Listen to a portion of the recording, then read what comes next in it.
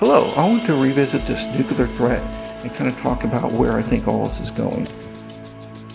Okay, you're probably aware of this, the case of Finland and Sweden trying to get fast-tracked into NATO, and Turkey had blocked it.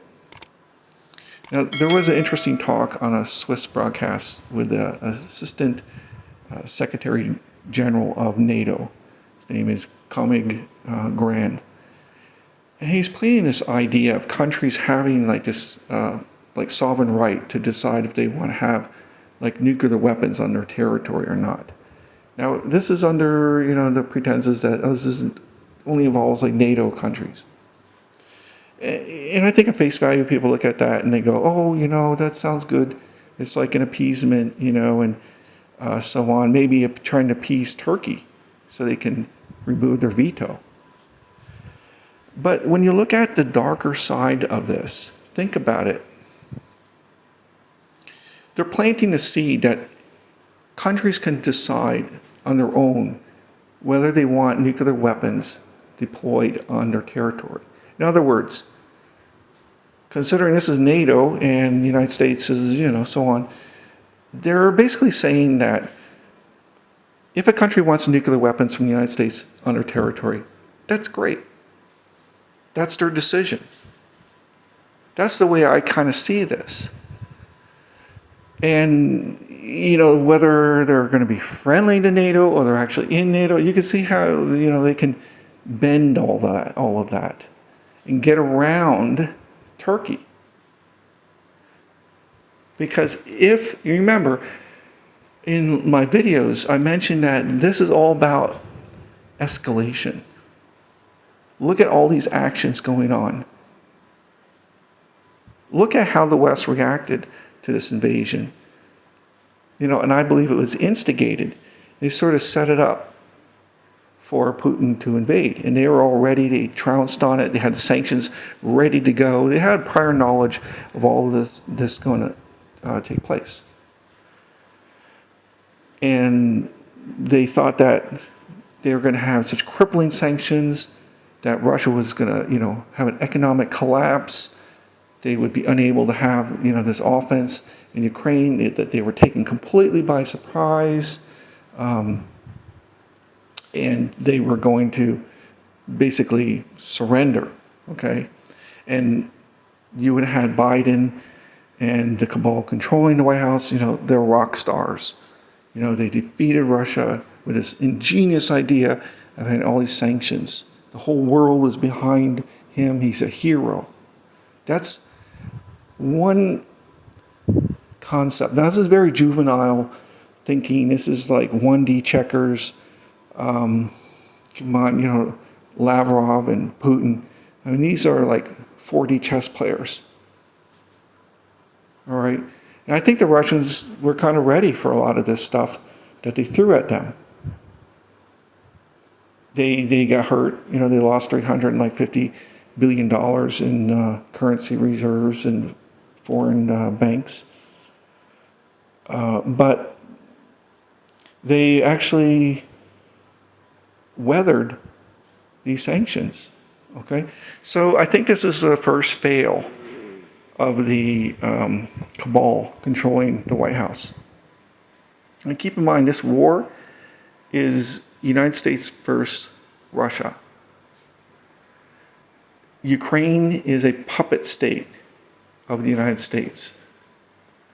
It's controlled militarily by the Pentagon. The Ukrainian commanders have to discuss everything with Pentagon. People don't realize that, but that's what's happening. Zelensky is basically a uneducated in politics and military. He's completely uneducated. He's very educated in drama and being a comedian, and he's very corrupt.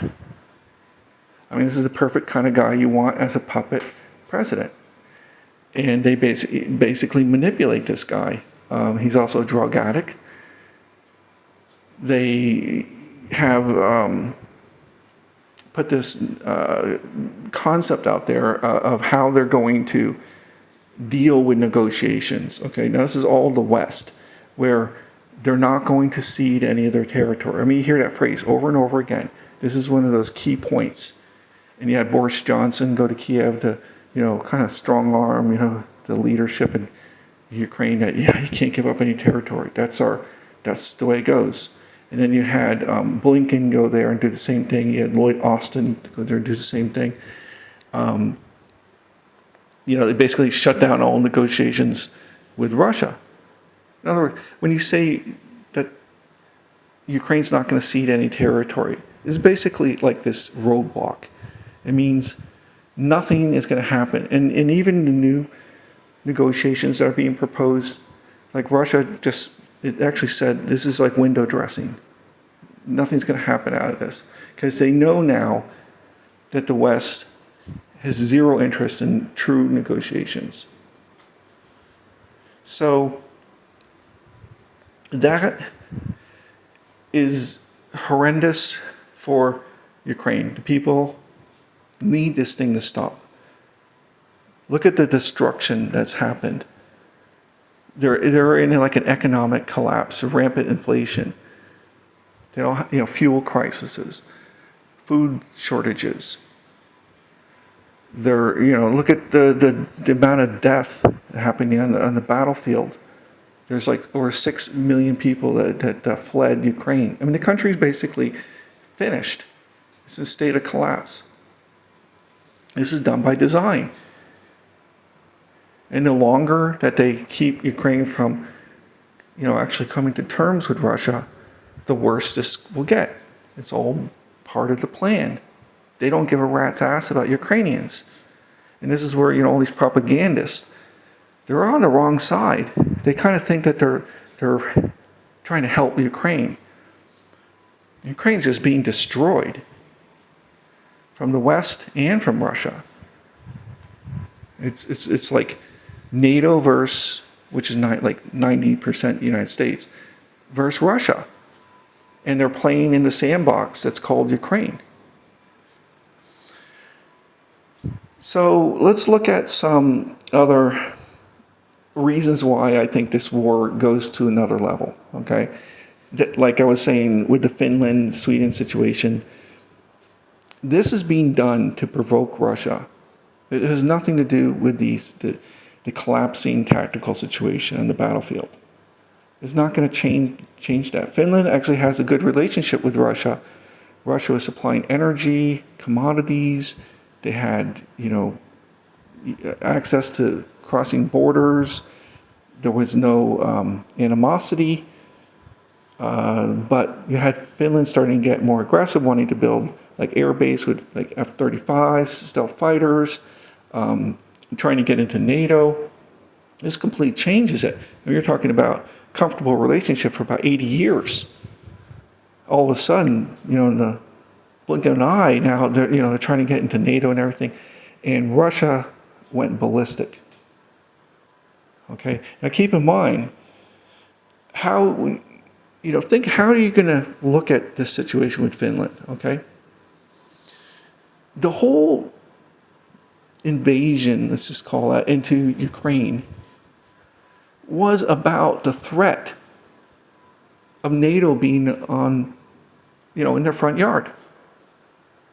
And veiled threats from Zelensky of wanting to deploy nuclear weapons. And this whole thing with the nuclear weapons, you see how this is what they're talking about. Deploying nuclear weapons in countries, whether they are NATO or not. That's where I think that was going. Okay, so Russia is actually invading Ukraine because of the threat of this whole NATO expansion, right? So how would they look at Finland being part of NATO? I mean, they're like literally right across from all their strategic targets. I mean, you have like the Baltic Fleet, you got St. Petersburg. That's like one of their, jewels of Russia. You think Russia is going to stand for that? Or having like anti-ship missiles like right across from their fleet? Of course not. That's like ridiculous. So that is so escalatory. The West has no,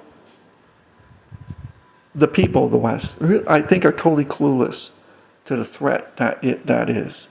That's going to be like a 10 of a 10 if Finland goes into NATO.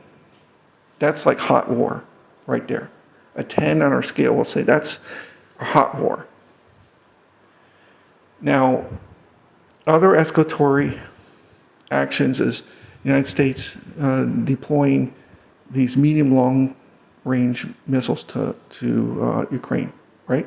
I mean, they kind of flip-flopped a few times, but they decided that they were going to do that, and these HIMAR rockets, which are longer range than the typical MLRS. So think about how escalatory that is. And the Russians, of course, they warned again, and Putin said that if you do deploy those in Ukraine, we're going to strike at targets that have not been hit before. What does that mean? It's pretty vague. Is he talking about targets still just in Ukraine? What are things that haven't been hit before? Political buildings? Presidential palaces? Congresses? I mean, what is he talking about? That's kind of scary because we don't know. Maybe he's talking about staging areas outside of Ukraine. I mean, he's already at war with NATO. All the sanctions, that's like economic warfare. They're throwing all kinds of weapons, tanks, self-propelled artillery, Stingers, javelins. I mean, they got a lot of stuff in there. You know, it's $100 billion already invested in this puppet state. Now, this is a war that actually is protracted in some sense. This has been going on since 2014, when the United States staged a coup along with George Soros' Color Revolution and help from the factions of the neo-Nazis. They overthrew a duly elected president that was more pro-Russian and installed the puppet president. Later, they installed Zelensky with the help of an oligarch. So this whole notion of Ukraine like as a sovereign state, you have to kind of get that out of your head. There's no fighting for democracy. It's a one-party system. It's a dictatorship, if you don't know what that means. And there's no opposing parties. The only other faction or party is the neo-Nazis. Okay? And they're in most of the military structure and things like the secret police and so on. They're just like in Nazi Germany, you had Nazis basically running everything. That's what's happening in Ukraine. And all being aided and abetted by the United States. But this is really a war between mostly the United States and Russia. You know, it's cut to the chase. And this is what Putin sees. It's not really just Ukraine. It's like he's already fighting NATO. You have to get that concept down. Okay, so the fact that Putin could escalate this conflict, because he sees all these weapons coming in all the time, and now they're bringing in longer range missiles. I mean, that is like way over the top for Putin. I mean, he's seeing that like, what are they going to try to hit, you know, or Moscow? Like, what are they going to try to strike at? I mean, just think about it. Can you imagine that this thing escalated to the point where the United States is firing missiles and hitting Moscow? I mean, we're not that far away from that. Think about it. They have medium, long-range missiles going into Ukraine. It doesn't matter if they're Ukraine firing them or but they're United States rockets, and they're hitting, Russian city, causing mass casualties. Okay, now one concept you have to also do when you analyze things is role reversal. All right, let's do a role reversal with the United States and Russia. Okay, Mexico. is now in the alliance with Russia, which is another very interesting thing, is that they're now going to expand their alliance to allow countries that are outside of it. It used to be only countries in the old Soviet Union could be in their security pact. Now, they just announced today they can include any country. That's very interesting. So, and actually Cuba's on the watch list, they call it.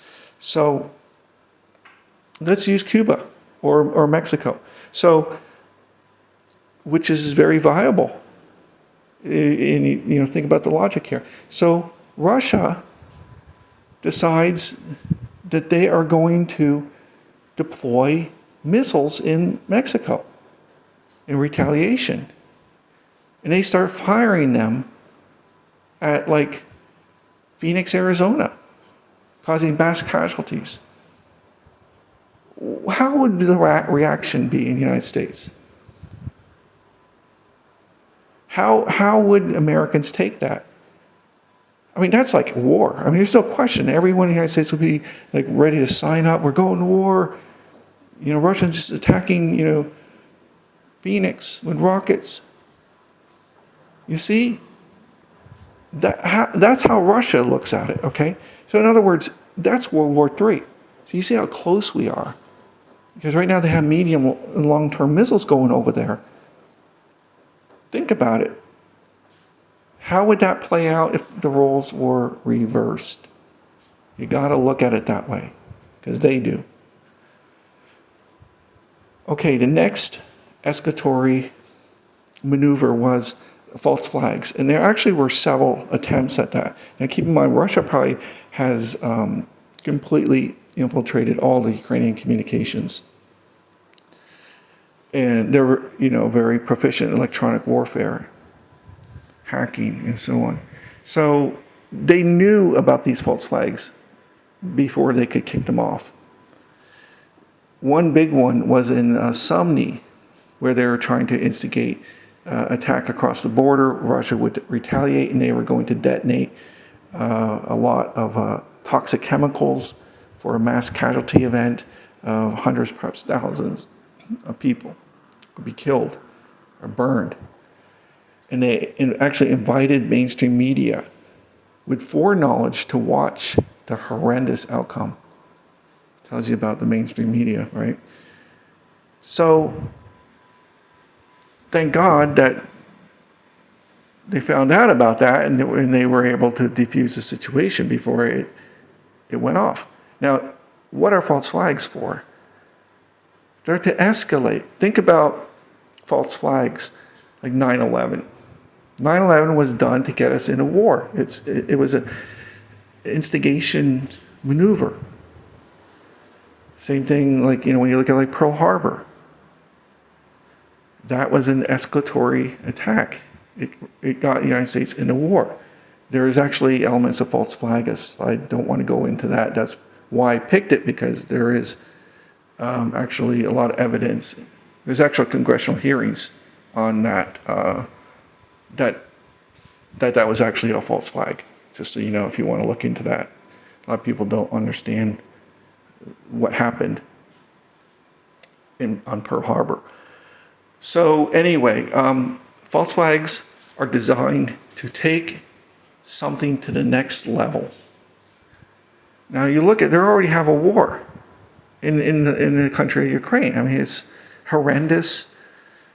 What's the next level? Think about it. What are the next levels? You're already on full war in Ukraine. The next level is taking it out of Ukraine. It's going to be full-on war with NATO. Okay? So other maneuvers that are very escalatory is this notion that the EU has. Now, this is Boris Johnson's baby. They want to take a NATO fleet into the Black Sea, confront the Russians, and open a port in Ukraine so they can get that grain out to help the world. Okay? Now, that's mainstream media, their keywords. It's a load of rubbish. The West laid down all these sanctions, horrific sanctions, that experts accurately predicted that would cause famine and global recession. Interestingly, you can look at like all these IMF and all these, now all these global agencies are downgrading like global GDP and things. So it was actually very accurate prediction. And famine, of course. Now the African Union came right out and they were accusing the West with these sanctions of causing famine in Africa. And they were saying that they're going to buy wheat from Russia no matter what. Now think about, what the sanctions did to the wheat trade. Okay, you took Russia out of the SWIFT system. So it made it very hard for countries to do commerce with the Russians. Also, they infringed on a lot of their shipping. And they also strong-armed all these little countries, African countries. They tried to strong-arm India, so on, to not trade with Russia. So you have like this bully effect. So the sanctions were devastating on like the Middle East and Africa. Okay, so you can see how they're trying to deflect away from this notion that they caused the famine, which they did. And Putin's basically saying, well, just remove the sanctions, and we can help. We can work together to help these countries. And Putin also says, now Mariupol is open. It's been demined. We have corridors that we have access to, to ship out Ukrainian wheat. So, there's already access. If it was really about wheat, that's a solution, basically, right? If it's just about wheat, then you just take your wheat to Mariupol and ship it out, right? Doesn't matter if it's a Russian port or if it's a Ukrainian port. So, of course, they don't want that. They want their own port. Now, what's interesting is when you look at NATO in like the UK or in the United States, do they give a rat's ass about famine? Let's be real. Look at all these wars the United States, actually started. Not even like we're involved in, invaded Iraq. Look at Vietnam. Look at, Yemen, sanctioned war, Syria, Afghanistan. Look at the sanctions to Iran, North Korea, Libya, Central America, Venezuela. It goes on and on. I could do this all afternoon. So this notion that Boris Johnson really gives a shit about grain going to Africa is utterly ridiculous. He couldn't care less. It's about getting a port. They want a port so they can ship arms in. You got to have a port to ship arms in. You can't just have like a rail line bringing in, rockets and tanks. You can see what happened. They all get blown up. It's a completely different game if you can get a shipload of armaments. So they want that port. And the Russians know that. Okay. So this notion of going in there and having an engagement, which it would be, with the Russian fleet in the Black Sea, how do you think that's going to go? What happens when some NATO ships start sinking? That's World War III. Right? There's no way around that. That's a World War III. So, the escalatory action is so obvious on that. It's like, if you do that, you're causing World War III. It's like a 10 on our scale.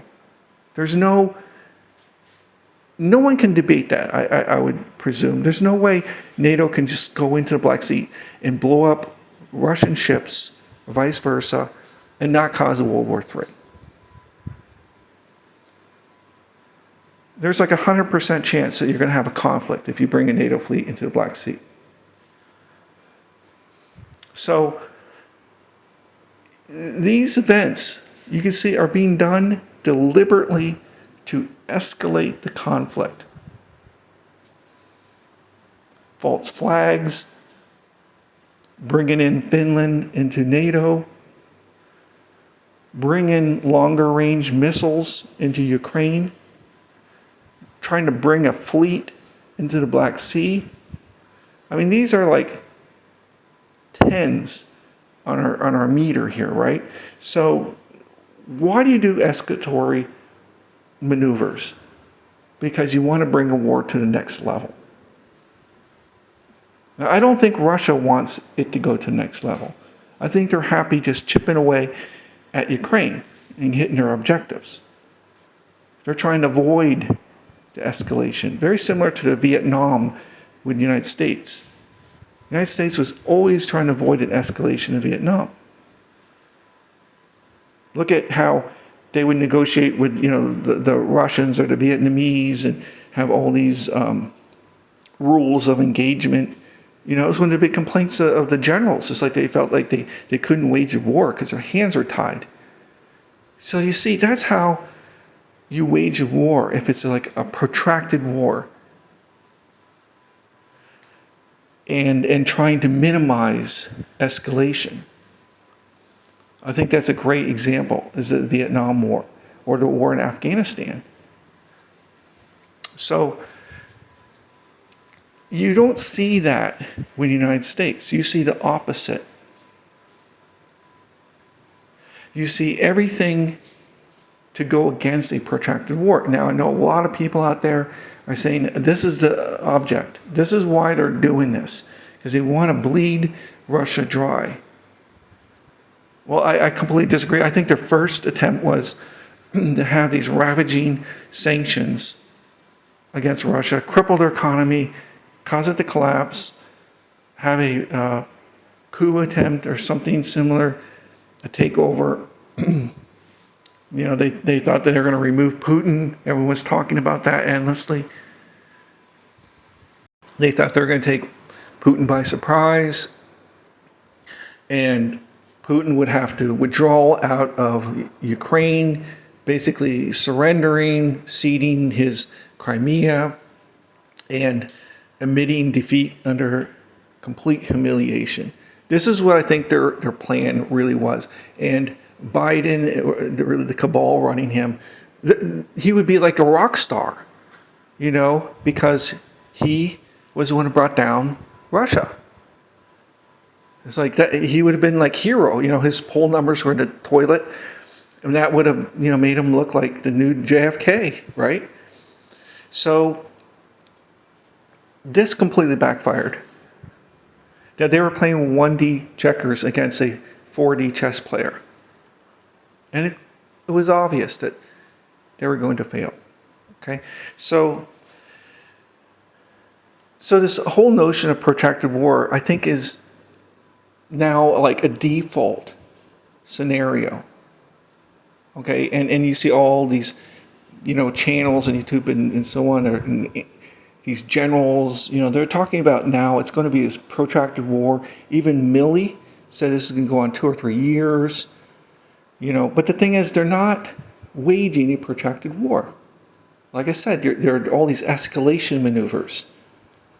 Protracted war, you kind of need some success on the tactical level. Ukraine's firing all its missiles and artillery that they got from the United States. They're firing at civilian targets in like the separatist regions. They're not even firing at the Russian troops. So, this whole conflict is going horribly wrong. There's nothing in this that points to protracted war. For that, you're going to have the will of the people on your side. Like role reversal. Vietnam. Okay? You're not America, you're Vietnam. Okay? North Vietnam. They're very motivated. The South Vietnamese people start turning on you. the Viet Cong. Okay, the will of the people was to remove the United States from Vietnam. Okay, Afghanistan is another example.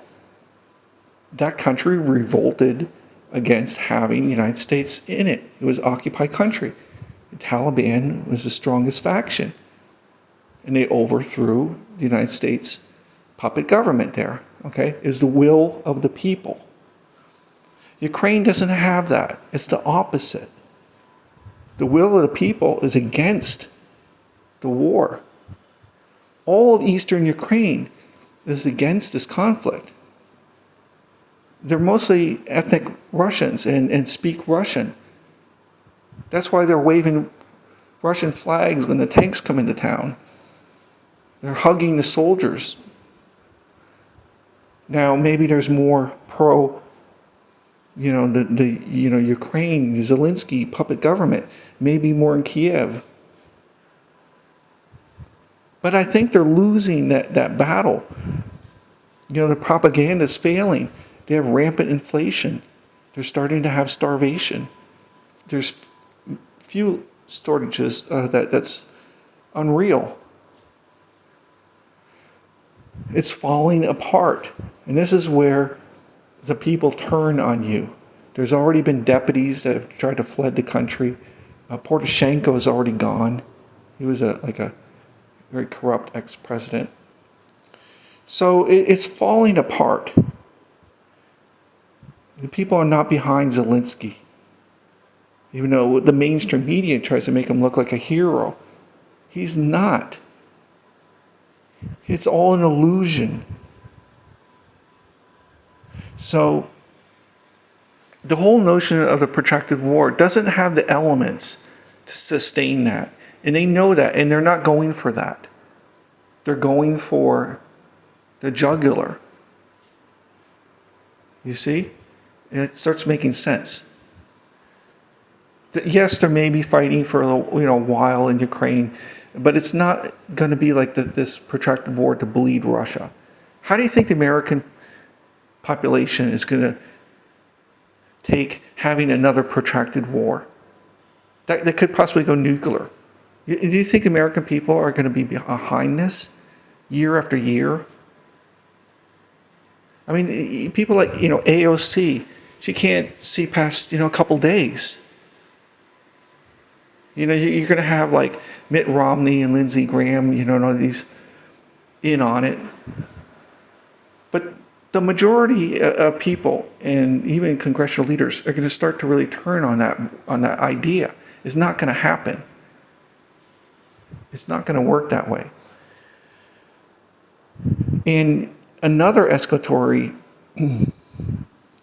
situation is like looking at these war hawks, okay? And you always have to look at war hawks because these people control the war. I mean, these people get you in and control it. This is the military-industrial complex. A lot of people say that these people are behind a lot of these false flags and so on. Okay? I mean, Eisenhower warned about that.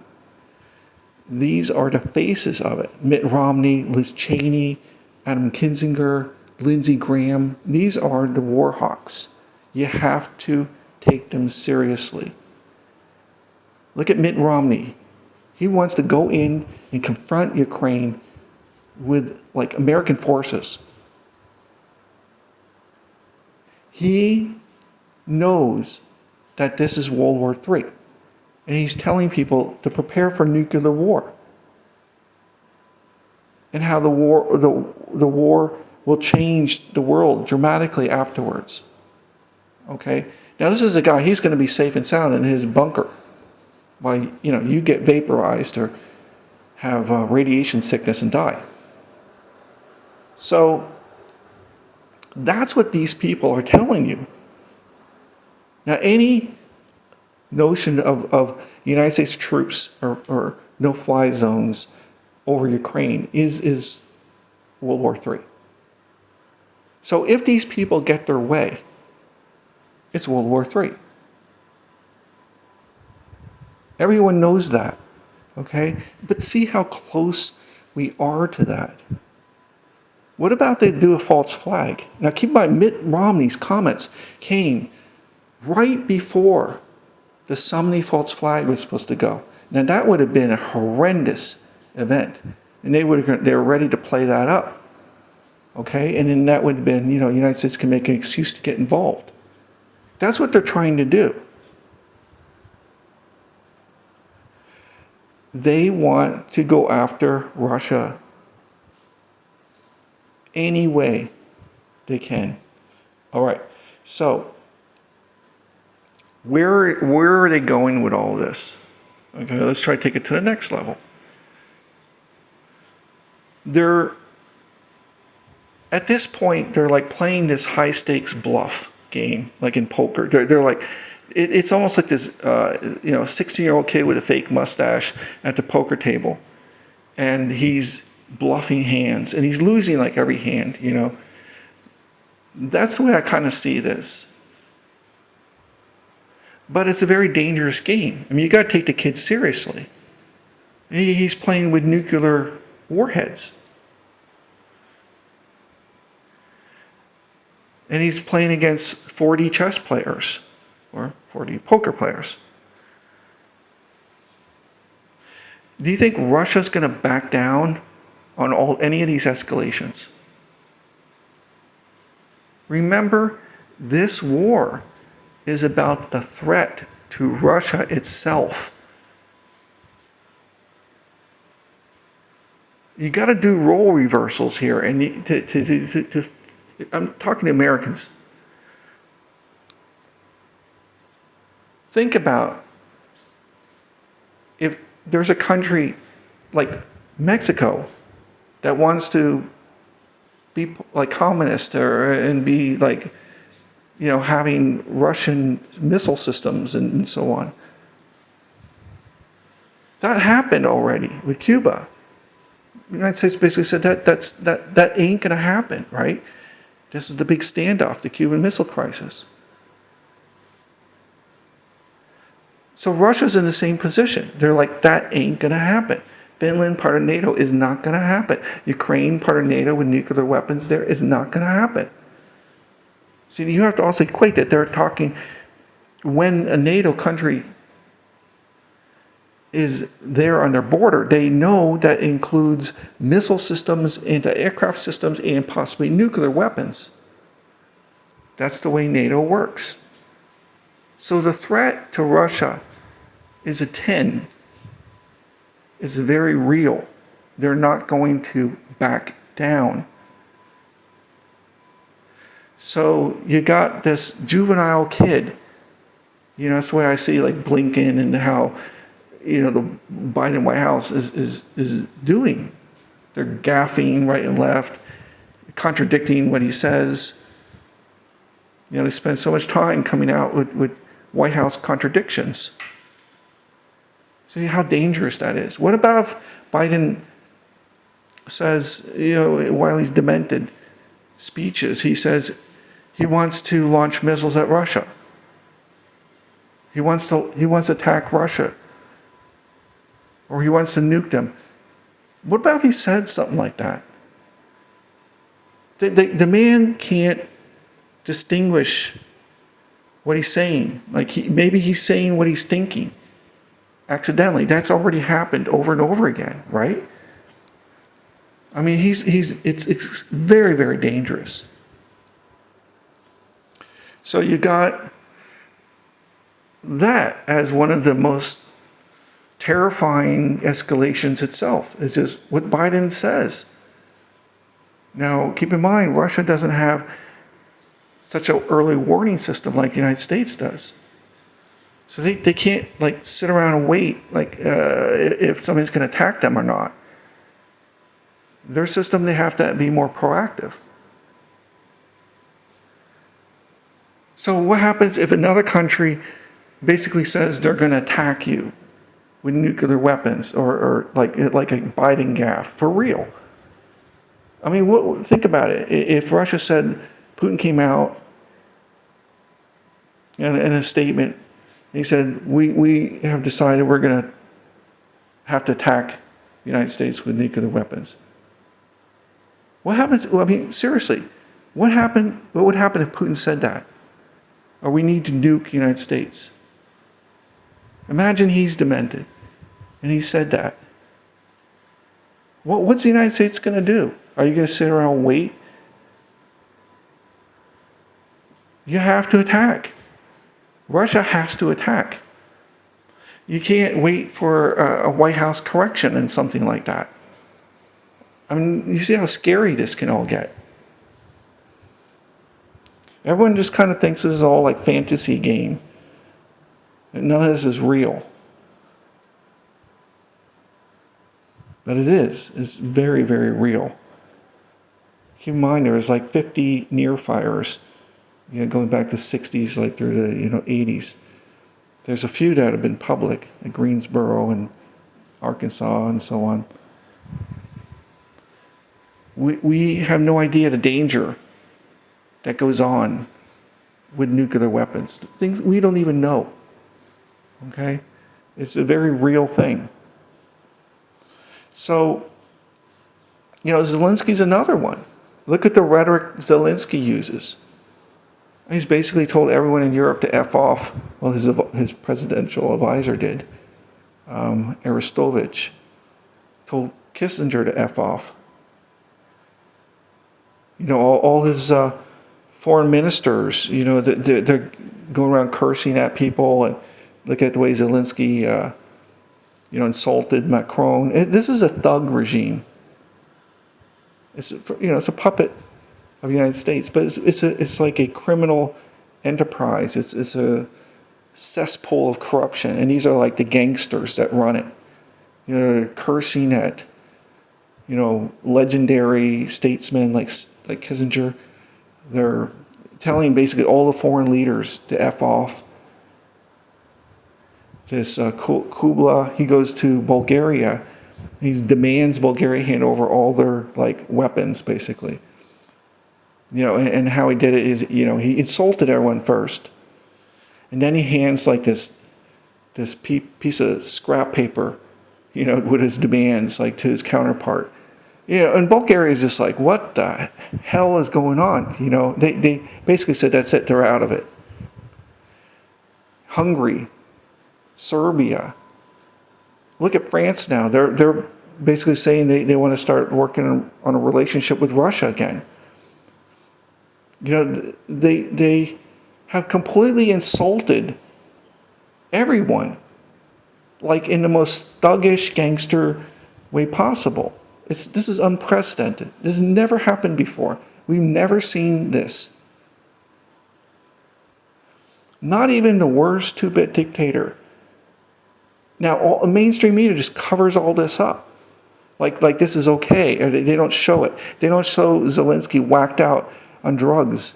There's videos when he's practically drooling, spinning around in his chair. I mean, it's such, amazing video to see, because you're like, holy shit, this is unreal. I mean, I'm still can't get, is this a fake video or something? But it's him. Now, imagine if the media just turned on Ukraine completely, did an expose of all the corruption and look what the Bidens did. I mean, you got to tie everything together. The biolabs, there's 31 of those there. The Nazis, how Zelensky's a dictator. There's only one party. How the country's collapsing. Soldiers are being used as cannon fodder. Country's being utterly destroyed.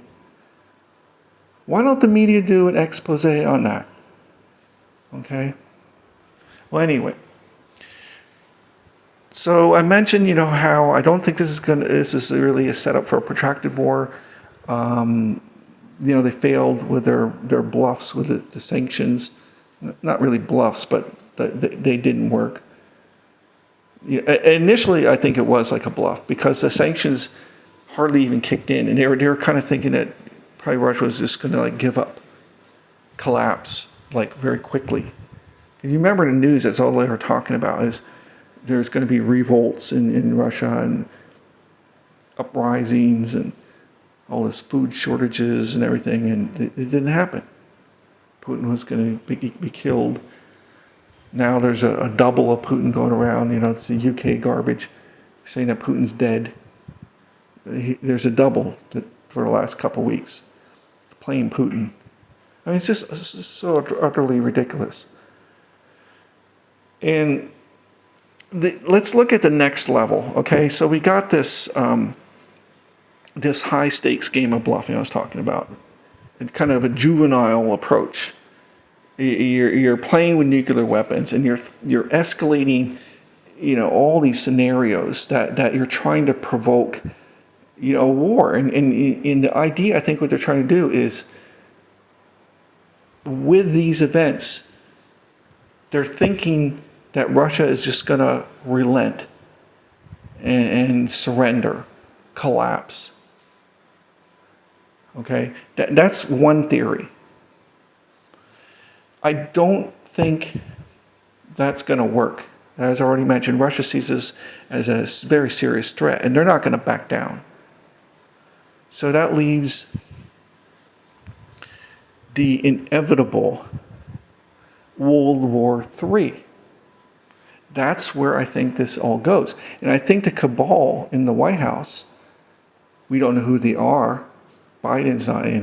Biden's just a clown. So this cabal wants a World War III. And it can kind of make sense if you look at what they did to the United States. I mean, just since January this year, just months, they really wrecked the economy. The households in the United States lost $20 trillion. Household wealth, business losses, all enormous. It's unprecedented. It's never happened that people lost so much, their assets and their wealth. Look at what they did to the criminal system. It's lawlessness everywhere. Defunded the police, removed prisoners from the prison system. They put them back on the street. The no prosecution, no bail, random attacks everywhere, gangs of thieves. This was all done by design, condoning riots. Look what they did to the borders. Now, why do they have the borders open like this? Well, you bring in all the drugs, especially. I think that's one of the main motivations, actually. There's a theory with the immigrants and, going to vote Democrat and all. I don't necessarily agree with that as the main motivation. But if you want to destroy America, it makes a lot of sense because the cartels now have complete access to get their drugs easily into the United States. And 100,000 Americans died of fentanyl overdoses, in 1 year. I think meth is even worse. So there's rampant drug use, and it's coming from Mexico. So there's so many problems, homelessness, the supply chain chaos. You had all this stuff with the mandates. The airlines are basically falling apart. Look at what's going on with the airlines. Read about all these delays and cancellations, and it's getting like third world, okay? And this, I think, was by design. Now, I'm telling you all this and going to all those examples because I'm trying to show that these people are anti-American. They're trying to destroy you. They want to fleece you at every penny, and they are into the whole green, New Deal and depopulation. So you have to think if those people are in charge, which I believe, I don't know who exactly they are, think about what they want. If they're in charge and they're running this war, okay? So it's not inconceivable that these people really do want a war. Of course, one of their main motivations is they can defeat Russia. They can rape Russia. They kind of did a little bit when it initially collapsed. Russia got on its feet a little slow. So, what would World War III be like? Because at this point, it appears that that's where this is all going, because their bluffing thing is not going to work. Russia's not going to back down. Therefore, the inevitable is a conflict involving NATO / United States versus Russia. Firing long-range missiles into Russia. No-fly zones. Okay? How long do you think that's going to go on? How long is Russia going to sit back and have long-range missiles hitting Moscow? I mean, do you really think that would play out like that for any length of time? Of course not. World War III goes nuclear. Now, it may just be tactical for the first round. But what do you think happens if you start throwing nukes around in Europe? Oh, it's so obvious. It's not going to stay just within Europe tossing nukes around. I mean, you're looking at, I mean, UK and France have ICBMs.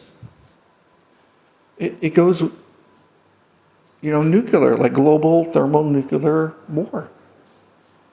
I don't think China is going to get involved on that, but look at what happens. Now, Russia has the most nuclear weapons. It has over 6,000. The United States does not have that much. The United States is not prepared for nuclear attacks. We don't do any exercises. We don't have like these fallout shelters and things. Everyone's on their own. Now, the 0.01%, they've already got their bunkers, and Warren Buffett will be invited to a secure Air Force bunker. So, a nuclear war is where I think there's a very high probability of occurring with all of this. And a lot of people think, oh, that can't happen, All this stuff can happen. And we're like the boiling frogs, we're slowly being boiled. The heat is turned up gradually. We become immune, normalized to the threats. This is uncharted territory. No one knows what's going to happen. There could not be a nuclear war, or there could. So what percent chance is there that there's a nuclear war? Is it like 10%? Is it 20%? When the long-range missile hits Moscow, is that like a 30%? Or if there's a naval conflict in the Black Sea where they're sinking ships, was that a 30-40%? Finland having nuclear weapons right there on its border. 10%? We don't know. But it's definitely a percentage. And this is the reality that even if there's a 10% chance of a nuclear war, that should scare the bejesus out of everyone. I mean, people, look at what happened in the Cuban Missile Crisis. People were like freaking out. Yeah, I would say that's kind of like a normal reaction if you're in a high state of alert of a nuclear war. We are right now. All these escalatory events that I talked about all have the potential to ignite a nuclear war. And it could happen at any time. The Biden gaffe. You see how many scenarios, and we don't even know of other scenarios that are under the water of the iceberg. You see? So it's a very dangerous situation. Well, I'll leave it at that. Thanks for listening.